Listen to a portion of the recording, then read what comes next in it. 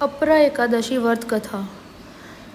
पुलकित मन से भगवान श्री कृष्ण को नमस्कार करने के बाद धर्मराज युधिष्ठिर ने भगवान कृष्ण से प्रार्थना की, हे महाराज, अब मेरी इच्छा ज्येष्ठ मास के कृष्ण पक्ष की एकादशी के नाम, महत्व, पूजा विधि आदि के बारे में विस्तार पूर्वक जानना है। सो आप कृपया करके सुनाइए। श्री कृष्ण भगवान कहने लगे, हे राजन, इस एकादशी का नाम है अपरा एकादशी। यह अपार धन देने वाली है। जो मनुष्य इस व्रत को करता है, संसार में उसको यश तथा कीर्ति की प्राप्ति होती है। अपरा एकादशी का व्रत के प्रभाव से ब्रह्म हत्या, भूत योनि तथा पर निंदा आदि तक के सब पाप दूर हो जाते हैं। इस व्रत से पर स्त्री गमन, झूठी गवाही देना, असत्य भाषण, कलिप शास्त्र पढ़ना या बनना, झूठा ज्योतिष, झूठा वैद्य बनना आदि तक के पाप नष्ट हो जाते हैं।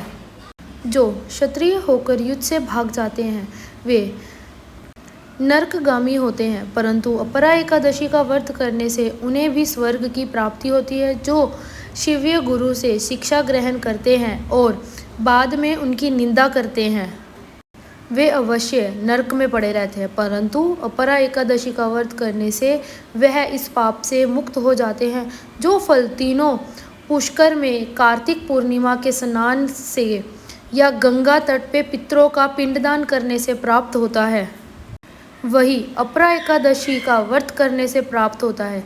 मकर के सूर्य में प्रयागराज के स्नान से, शिवरात्रि व्रत से, सिंह राशि के बृहस्पति में गोमती नदी के स्नान से, कुंभ में केदारनाथ या बद्रीनाथ की यात्रा, सूर्य ग्रहण में कुरुक्षेत्र के स्नान, स्वर्ण अर्थात हाथी घोड़ा दान करने से अर्थात नव प्रसूता गोदान से जो फल मिलता है, वही फल अपरा एकादशी के व्रत से मिलता है।